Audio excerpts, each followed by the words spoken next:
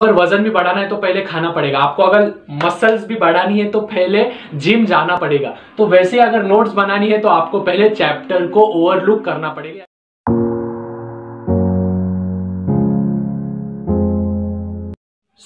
Hello guys, कैसे हैं सब लोग। तो जैसे कि मुझे बहुत सारे कमेंट्स आए थे कि भैया ये टॉपिक पे वीडियो बनाना नोट्स के।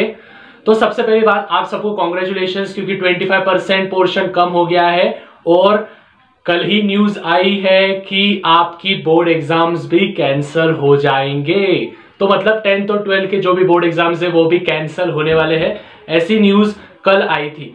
तो मैं ये वीडियो रात को शूट कर रहा हूं, लेकिन ये जो टॉपिक है, ये टॉपिक पे जिसके मेरे को कमेंट आए थे कि भैया सेल्फ नोट्स कैसे बनाने हैं, तो इस टॉपिक पे मैं वीडियो इसलिए बना रहा हूँ कि भाई पोर्शन कितना भी कम होने दो या फिर बोर्ड एग्जाम कितने भी कैंसिल होने दो, कोई फायदा नहीं है। लेकिन ये जो सेल्फ नोट्स है ये आपको लाइफ टाइम काम आने वाले हैं, क्योंकि आप कहाँ पे भी जाओगे तो खुद के नोट्स आपको कैसे बनाने हैं या फिर खुद के नोट्स के क्या क्या फायदे होने वाले हैं ये आप सबको मालूम ही है। और आप सब जब ये नोट्स देखोगे तो कैसे बनाएंगे, उसका फॉर्मेट क्या होगा, उसके शॉर्ट फॉर्म्स क्या रहते हैं, क्या क्या चीजें आपको यूज करनी है नोट्स बनाने में, ये सब हम आज देखने वाले। तो बिना किसी टाइम वेस्ट किए शुरू करते हैं।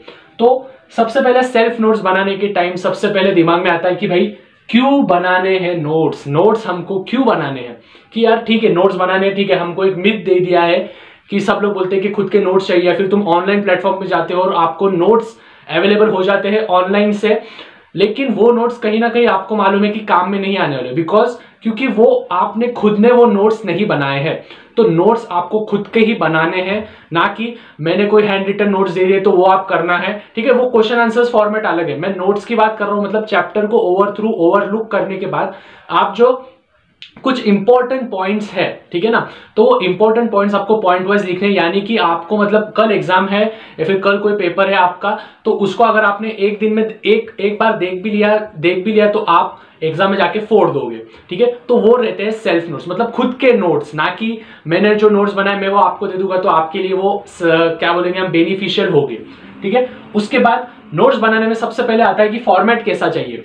अभी देखो सब चीजों के फॉर्मेट्स अलग अलग होते हैं, ठीक है, जैसे लेटर के होते हैं इनफॉर्मल और फॉर्मल, वैसे ही नोट्स के भी फॉर्मेट होते हैं, अलग अलग फॉर्मेट्स होते हैं। आप इसको कभी भी ध्यान में रखना है, फॉर्मेट ऐसा होना चाहिए कि जो इंपॉर्टेंट पॉइंट्स है उसको एक अलग पेन से लिखना है, और जो आपको लगता है कि ज्यादा इंपॉर्टेंट नहीं है उसको अलग पेन से लिखना है। ठीक है, जब मैं 10th में था, जब मैं 12th में था, तब मैं क्या करता था, हाइलाइटर का यूज करता था, जो कि मैंने यहाँ पे 3rd पॉइंट लिखा है, हाइलाइटर।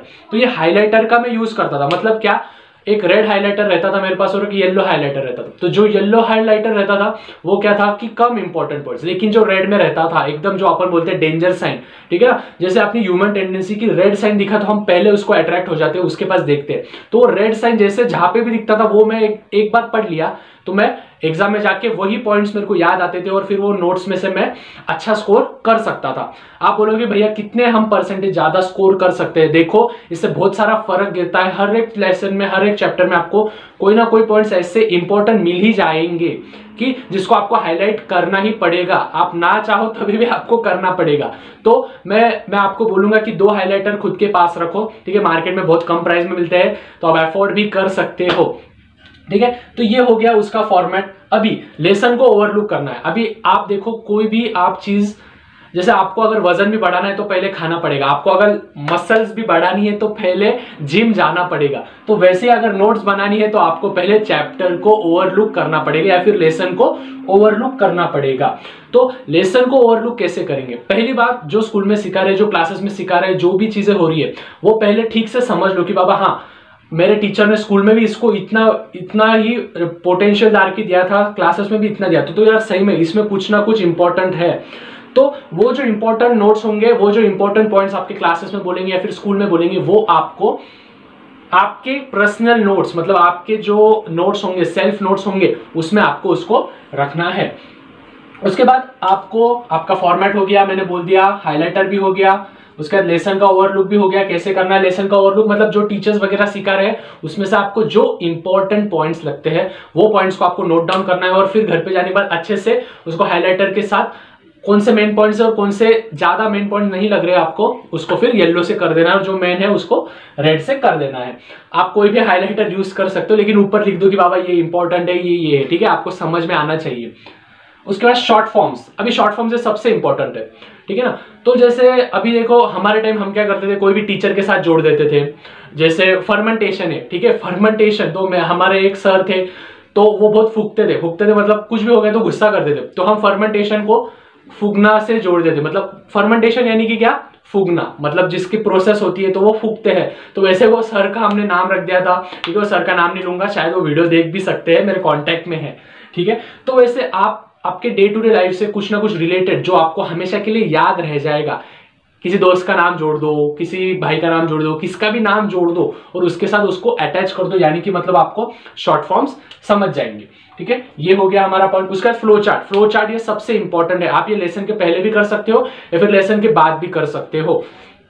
अभी फ्लो चार्ट क्यों इंपॉर्टेंट है, देखो यार, जब मैं 10th में था तो मैंने बोर्ड में 91% इसलिए स्कोर किए थे क्योंकि मैं नवनीत की डाइजेस्ट यूज करता था। मैं यहाँ पे प्रमोशन नहीं कर रहा हूँ किसी का भी, लेकिन नवनीत की डाइजेस्ट यूज करता था। उसके पहले ना एक फ्लो चार्ट देते थे, वो बहुत सही फ्लो चार्ट देते थे।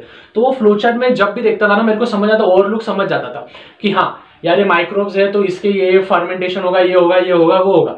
उसके बाद डिजास्टर मैनेजमेंट है तो ये होगा, ये होगा, ये होगा, ये होगा, मतलब उसके 4 टाइप्स हमको समझ जाते हैं। मतलब जैसे माइक्रोब्स है तो प्रोकार्योटिक्स, यूकैरियोटिक्स, तो ये सब चीजें हमको समझ जाते थे उसमें। तो मैं फ्लो चार्ट को बहुत सही तरीके से देखता था। एग्जाम के पहले हमेशा मैं फ्लो चार्ट देख के ही जाता था, ठीक है। और ये सब चीजें आप जब करोगे तो इसके लिए आपको स्टडी आपको, आपके जैसे मैंने पिछला वीडियो बनाया था, अगर आपने देखा नहीं होगा तो आई बटन में दे दूंगा मैं, तो आपको कितने घंटे पढ़ाई करनी है, क्या करना है। अभी तो जैसे कि माहौल है कि बोर्ड एग्जाम्स कम होंगे, ये सब चीजें कम होगी, तो पहले हम रुक जाएंगे थोड़े दिन और फिर देखेंगे कि बाबा गवर्नमेंट क्या डिसीजन लेती है। उसके बाद हमको समझेगा कि हमको स्टडीज से रिलेटेड क्या क्या स्टडी मटेरियल है, क्या क्या पोर्शन चेंज हुआ है। वैसे मैं आपका भाई आपको अपडेट तो देते रहूंगा, तो उसमें कोई आपको चिंता नहीं करनी है। और हाँ, 4 देना है, चाहे एग्जाम हो ना हो, आपको 4 ही देना है, ठीक है ना। तो टिल देन गुड बाय, चलो जाओ जाओ जाओ जाओ, पढ़ाई करो, एंजॉय करो यार, सब चीजें हो जाएगी, ठीक है, बाय।